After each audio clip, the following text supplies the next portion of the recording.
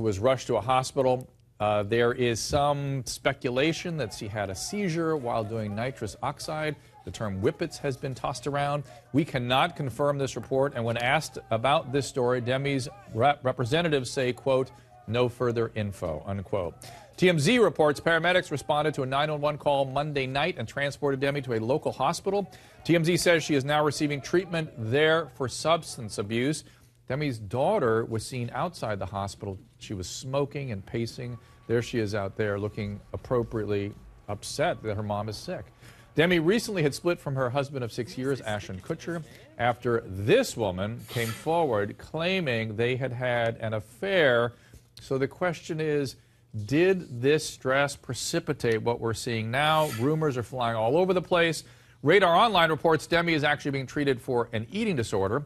TMZ says Demi has gotten hooked on nitrous oxide. Again, I mentioned whippets. We can't confirm this, although her rep did not deny it. Us Weekly reports Demi was seen a few weeks ago dancing in a bar and was called trashed. That was a quotation. Tabloids going crazy tonight. What is up with poor Demi? Straight to my guest. Anna David is the executive editor of TheFix.com. She also herself recovering addict and knows quite a bit about this condition. John Schwarzlos is the CEO of Betty Ford Center.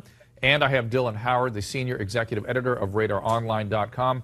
Dylan, give us the latest. Well, this is what we know, Dr. Drew. She remains in a hospital being treated. Interestingly, that she's not... That's it, just in a hospital being treated. In a hospital being treated. You mean she's not exhausted? Well, that was the claim from the rep. I want to say something. Well, that's spin. That is nothing That's more not than even spin. I have a stronger word from that, but I'm not able to see it on television. Well, what is it?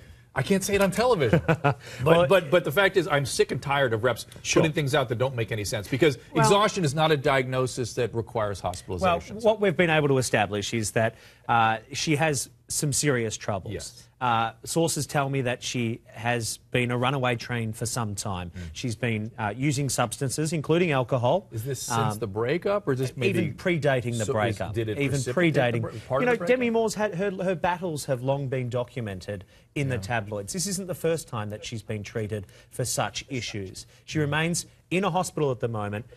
Was she using nitrous oxide, whippets as they're being called? That we don't know. The rep's not denying it. Was she using cocaine? That's another thing. Is she anorexic? Well, I can tell you that people very close to her have been saying that she goes days on end without eating, and you only need to look at her frail, stick-thin frame to realise that there are serious issues with this woman. But that may be depression, it could be grief from the breakup, it could be drug addiction. Anna, you wrote one of my favorite books on chronicling stories, a Party Girl, right? Yes, yes. Chronicling a story like this, your own story like this. What does your instinct tell you is going on here? And by the way, let me point out to people that everyone's making so much of the whippet thing. Nitrous oxide, not that uncommon in my world. People, Steve-O himself, that was his drug of choice, and that was what contributed to him getting so nutty.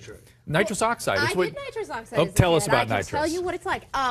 You know, I would think it's difficult to get addicted to it. I mean, it's difficult, but it happens. It happens. Yeah. I mean, it's something you can actually buy on Amazon. You can buy it at a cooking store. You put it into a nitrous oxide container. You do a whippet. You put it into a balloon. Inhale. Don't go too far. I don't want to give a primer on how to do drugs on the show. And by the way, it's just a massive head rush. It's a little bit upsetting. It's not the greatest thing. I can't imagine. For you, but some people have a more euphoric experience with it. It is so overwhelming. It's not something you do every. You know, it's not like cocaine or another drug where you can keep. For you, be careful. People's brain react differently to this. But what does your instinct tell you is going on here? Because you, as a woman who had these issues.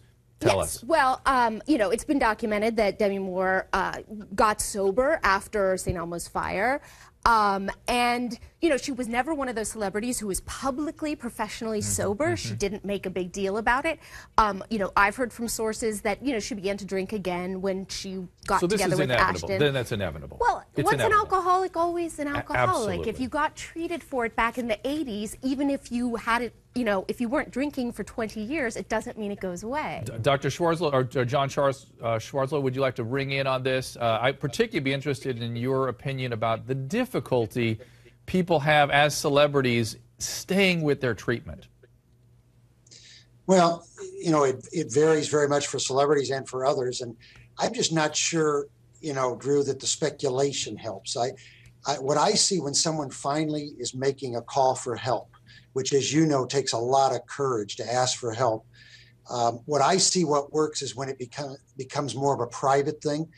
And when it's played out in the public, it's really not fair to that person. And you and I and others have watched it not work. So if she's reached a point where she's asking for help, I certainly hope she gets an accurate diagnosis and finds the help that she needs. But I hope that that can be done in a private way. Well said. I think inevitably there's going to be speculation about what's going on with her, but there's no doubt that the care needs to be private and sustained. Now, I have to read a statement released from Demi's rep when she was first hospitalized. It says, quote, because of the stresses in her life right now, Demi has chosen to seek professional assistance to treat her exhaustion and improve her overall health. She looks forward to getting well and is grateful for the support of her family and friends. As we said, that's sort of a meaningless statement. No further comment. Do you make anything of what they're releasing? No, and they're not denying the use of these so-called whippets. They're not also denying anorexia. One thing's for certain, though. This is a woman that's battled far too much. She was the victim in the breakdown of her relationship with Ashton Kutcher, and I think universally, as a well-liked person in Hollywood, our heart goes out to her. And again, I want you as the woman on the panel here who's lived through these sorts of experiences to ring in on what you think Demi's going through. Well, I think... How does she feel? Is she even aware? Is she too far gone to really understand that this is... Well, I think that she has suffered massive humiliation, first of all, with the dissolution of her relationship. Now, this on top of it, I would imagine she's in a great deal of pain. Hitting bottom can be a wonderful thing because it means there is only one way to go. Well, I was going to say that's the thing to point out here is that treatment works. I hope she engages in treatment. John, I'm going to give you the last word on that front. Treatment works. I hope you or someone like you sees her soon. I'll give you the last word. Treatment really does work, and it works when you involve the whole family and you give the person enough time engaged in treatment. It works very, very well. And so I hope, again, that she has an accurate diagnosis and gets to a place where she can find that help. And that's all we wish for anybody who's at this point. There you go. And there's really nothing special about Hollywood people, except, as we pointed out, this stuff goes on publicly, and people we pick it up. But listen, it helps them maybe break through their denial. The fact is that although it seems like more people in Hollywood suffer from this kind of thing, I'm of the opinion, well, it's true. My data shows me that they do, but it's not because of Hollywood. It's because Hollywood attracts a certain kind of person that is predisposed to these sorts of things. Now, next up, from Demi to Ashton to Seal and Heidi Klum,